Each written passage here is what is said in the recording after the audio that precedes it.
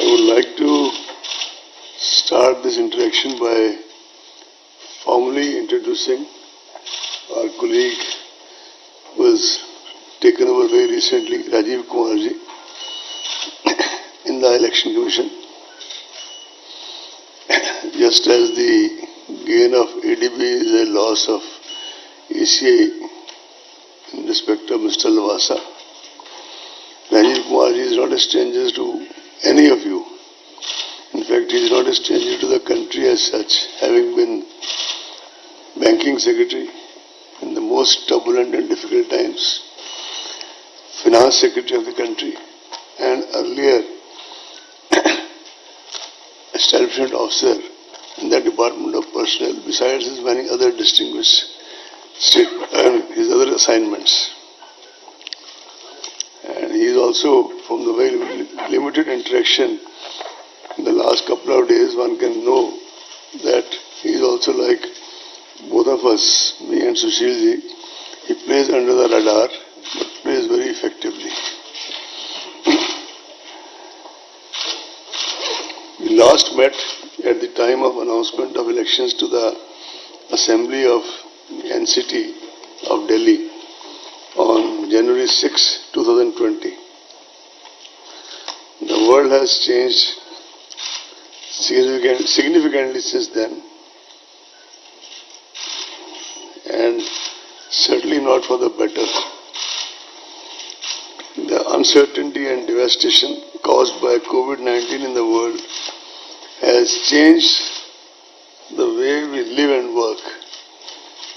It has forced a so-called new normal, which is not normal, but it's a new normal in every aspect of our lives, social, economic, and cultural. As the pandemic spread across the world, the first reaction of the election management bodies of many countries where elections were due was to postpone the elections, hoping that the pandemic would soon loosen its grip and they will be able to conduct their elections in a more conducive environment. More than 70 countries postponed their elections. However, as the days and months passed and the COVID does not really show any sign of abating and went on unpredictable curves and trajectories, going up one day, going down, slightly down, and then very up another day, it was realized that some way would have to be found to balance the democratic rights of the citizen, of the electorate, to choose their representatives, while also making a very sincere effort and systematic effort to protect the health and safety of the elections in their election schedules, making adjustments and adherence to the new safety norms. ECI treaded safely but firmly and started by conducting elections to 18 seats of Rajya Sabha as well as some MLC elections. As you are aware, elections of Rajya Sabha are indirect, but they involve around 984 eligible electors across 8 states of the country. Stringent health and safety protocols were enforced during this election. After the successful conduct of these elections amid COVID crisis, ECI had all along been doing kind of parallel exercise on what to do about Bihar and what to do about the by-elections in a couple of state assemblies. And these were quite meticulous preparations, to which I'll allude to in a while. So today, friends, we are here. The Commission is here before you to announce the elections to the largest assembly of one of the largest states of India, which is Bihar. I think if you see the relative statistics, it would probably be, as a very senior friend from media said in the morning, the biggest election in the world in the COVID times, in the immediate future. You are all aware that the term of assembly in Bihar is due to expire on 29th November. Bihar Assembly has a strength of 243 members.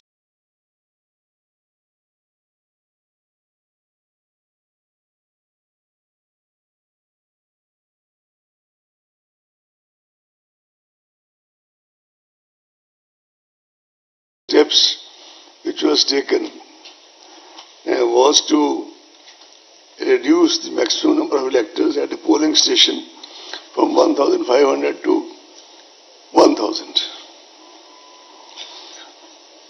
I am sure you will kindly appreciate the magnitude of this revision, because the number of polling stations as a result of this decision went up from 65,337 in the year 2015, the year of last, and to more than 1 lakh in 2020.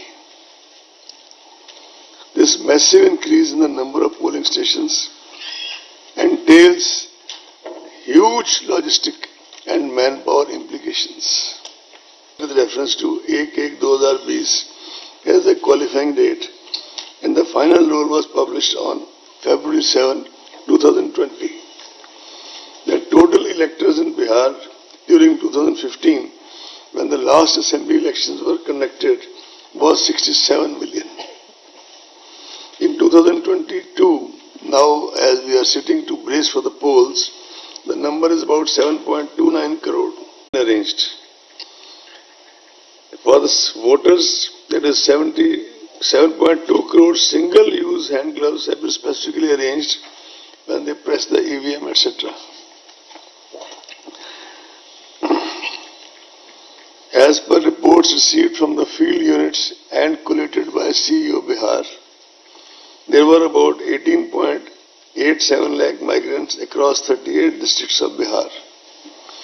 Out of these, 16.6 lakh were eligible to vote, being more than 18 years.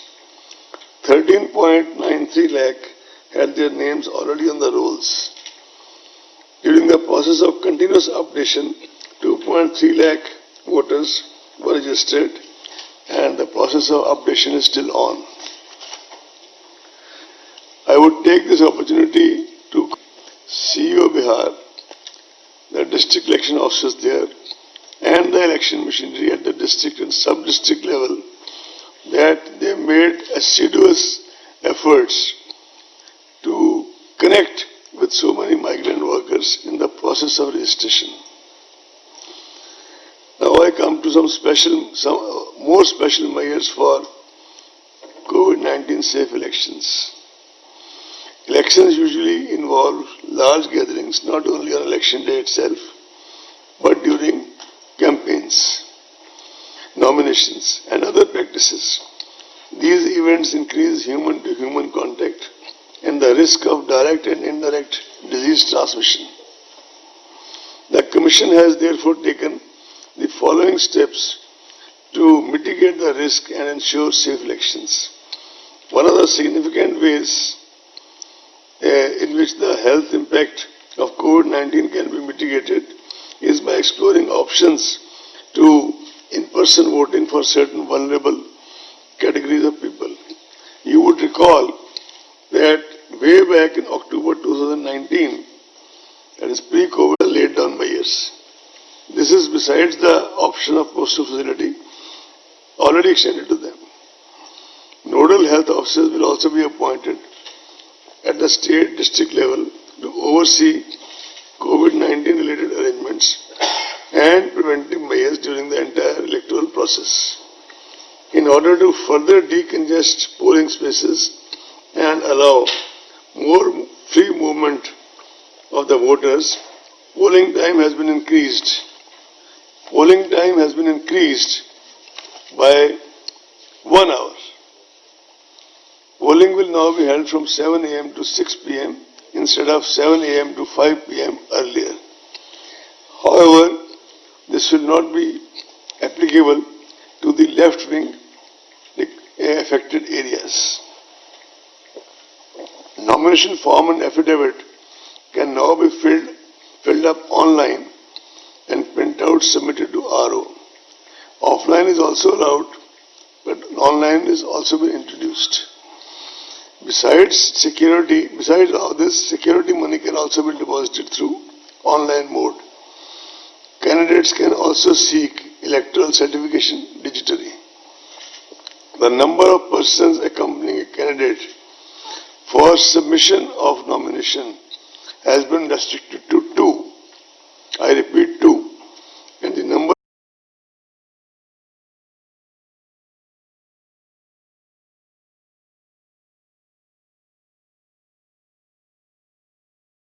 of meetings and gatherings will have to adhere strictly to the health and safety protocols and shall be monitored at all levels by the election and health machinery in the field in the various districts of Bihar.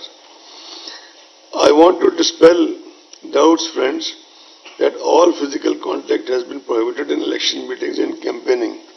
In fact, the very fact that instead of talking to each other virtually today, we may not be accommodated all of you, but we still have made an effort to at least talk in person.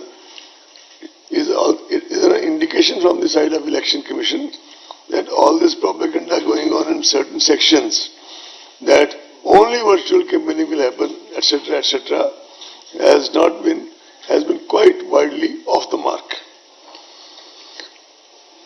Yes, we have stated that the number of people who can decongest who can congregate at a certain place has been limited.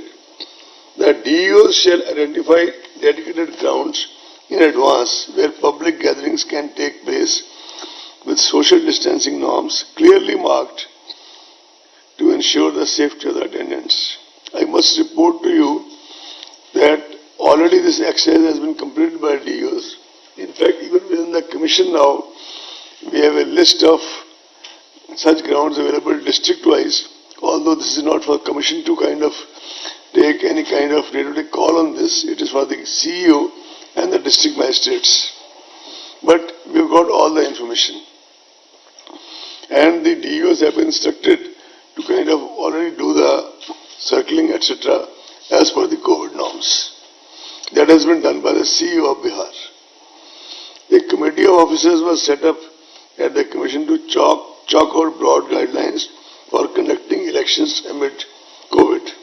This committee was chaired by Shri Umesh Sinha, Secretary General, and it had various stakeholders, many of them contacted virtually, and they had detailed deliberations with the chief electoral officers of various states, UTs, just to have a feedback or various suggestions and inputs.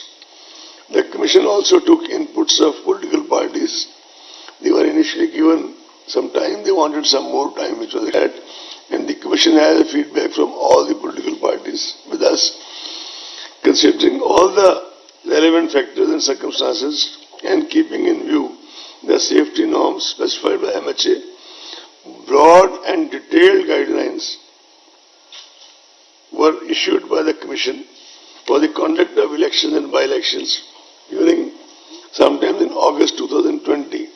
These guidelines have already been adopted to Government of Bihar, and these guidelines are available on the ECI website, and I think made available to most of you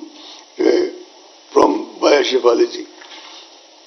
Based on these broad guidelines, CEO Bihar was asked to prepare comprehensive plans at the state, district, constituency and booth level, considering the local conditions and COVID conditions and COVID situation. And these guidelines establish standard protocols of sanitization, wearing of masks, use of gloves, thermal scanners, and social distancing throughout the gamut of election activities. gradual and phased unlock has been initiated in various parts of the country. Several meetings were held, as I said earlier, at the level of Secretary General ECI Shri Umesh Sinha and all other colleagues from ECI and officers of commission with officials from MHA, railways, central agencies regarding security forces, strategic and communication measures to be put in place. I am happy to report to you that we are getting fullest cooperation from all these agencies, and I am sure, like they do it always, they'll give us their cooperation this time also, which they are already extending. The Commission has conducted several rounds of video conferences with the election machinery. A team of 2 officers, namely Shri Chandrabhushan, who is in charge of Bihar in the Election Commission, and Shri Sudeep Jain, who looks after the EVM, they were in Bihar on 14th and 15th September, and they have done extensive review of the situation on the ground by holding more than 1 meetings in Patna as well as in some selected divisional headquarters.